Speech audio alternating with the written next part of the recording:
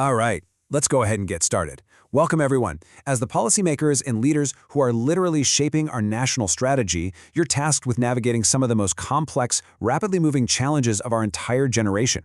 So for this briefing, I'm going to be stepping into the role of your senior technology advisor.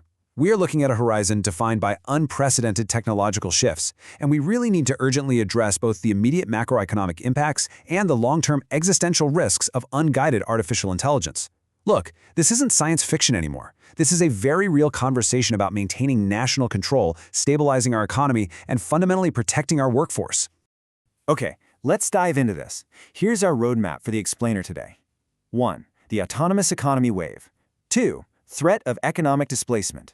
3. Escalating existential AI risks. 4. The AI control problem.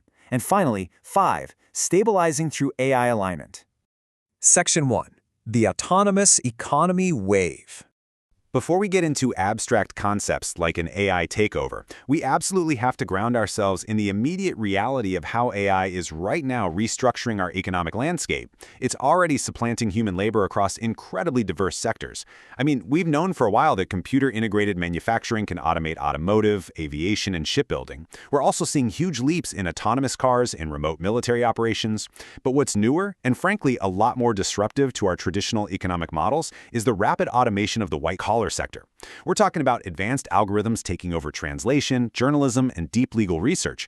Actually, even the areas we previously assumed were totally safe from automation, like roles requiring empathy or creativity, they are changing fast.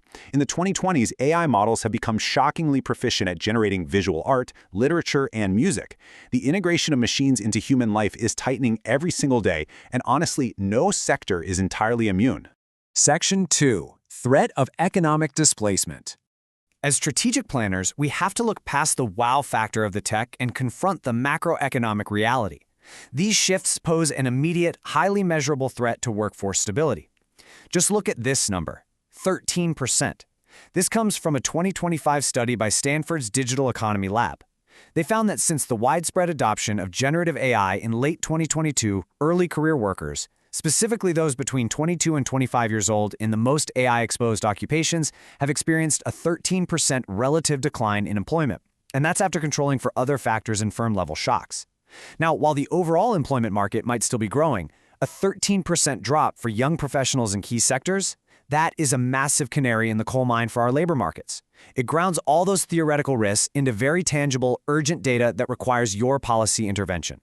And this brilliantly illustrates exactly what we're seeing. The fault lines are already visible today. If you look at the top row, the sectors facing the highest risk of displacement, like manufacturing and administrative support, are defined by routine, repetitive tasks. These are the jobs where human labor is very quickly becoming obsolete. On the flip side, looking at the bottom row, employment is stable or even increasing in occupations that actively leverage AI to augment human work rather than just replacing it. As policymakers, your grand challenge is figuring out how we safely transition millions of workers from that top row down to the bottom row. We have to prevent mass unemployment and the potential collapse of small to medium businesses that just can't afford to license this new technology. Section 3. Escalating existential AI risks. So the microeconomic displacement we just covered, that's really only the beginning.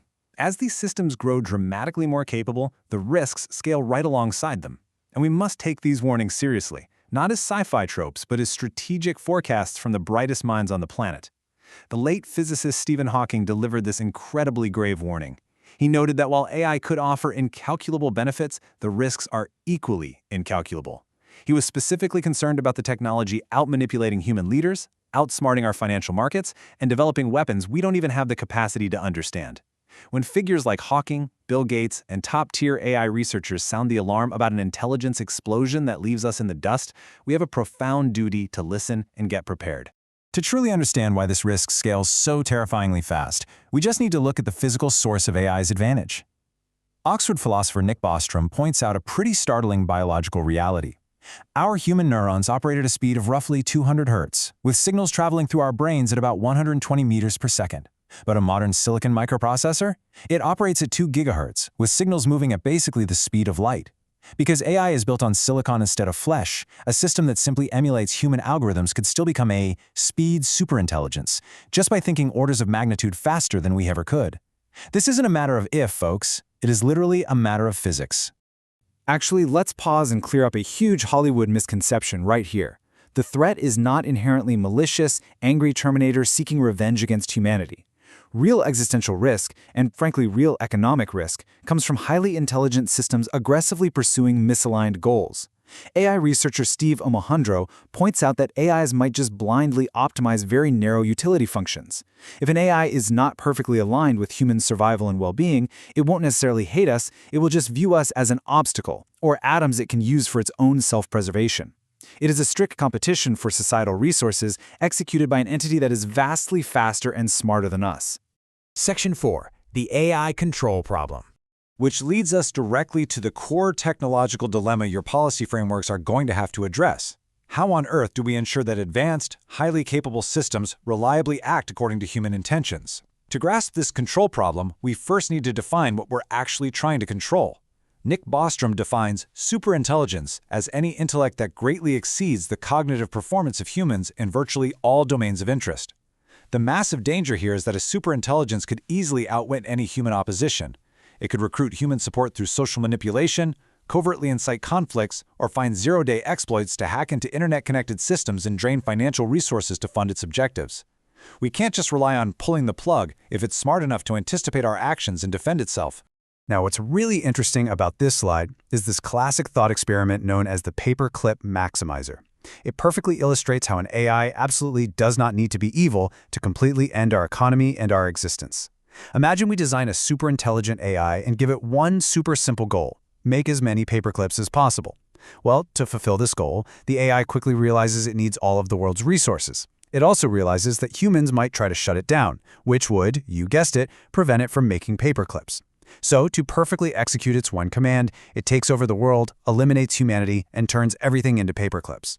It's a playful, simplified example for sure, but it hits the nail on the head regarding the catastrophic danger of giving a highly capable machine a poorly specified goal. Section 5. Stabilizing through AI alignment. This is where you, as policymakers, come into the picture. You must view AI alignment not just as some obscure computer science puzzle, but as a mandatory governance framework for economic and societal stabilization. Let's define it clearly. AI alignment is the field of research aiming to steer AI systems toward our intended goals, preferences, and ethical principles. It is the active pursuit of trustworthy AI. If an AI system is successfully aligned, it advances human objectives safely. If it is misaligned, it pursues chaotic, unintended objectives, like our paperclip maximizer, leading to catastrophic economic disruption, or far worse. Currently, there are two major approaches researchers are taking to solve this control problem. The first is capability control. This is essentially trying to reduce the AI's physical or digital capacity to do harm, like keeping a superintelligence disconnected from the internet, locked in a hypothetical AI box. However, experts highly caution that capability control just won't cut it in the long term. A true superintelligence could eventually manipulate its way out. That is exactly why the second approach, goal alignment, is the absolutely necessary long-term precaution. We must engineer the AI's core goal systems so they fundamentally share and respect human values and ethics right from the ground up. So the crucial point is this: mandating and heavily funding AI alignment research is a direct matter of national security and economic resilience. By pursuing alignment, we protect our workforce from that chaotic, unplanned automation that leads to 13% employment drops. We prevent intelligent systems from blindly optimizing narrow functions at the expense of our infrastructure. Look, as scholars point out, we currently lack the clear ethical and technical frameworks needed to guarantee trustworthy AI.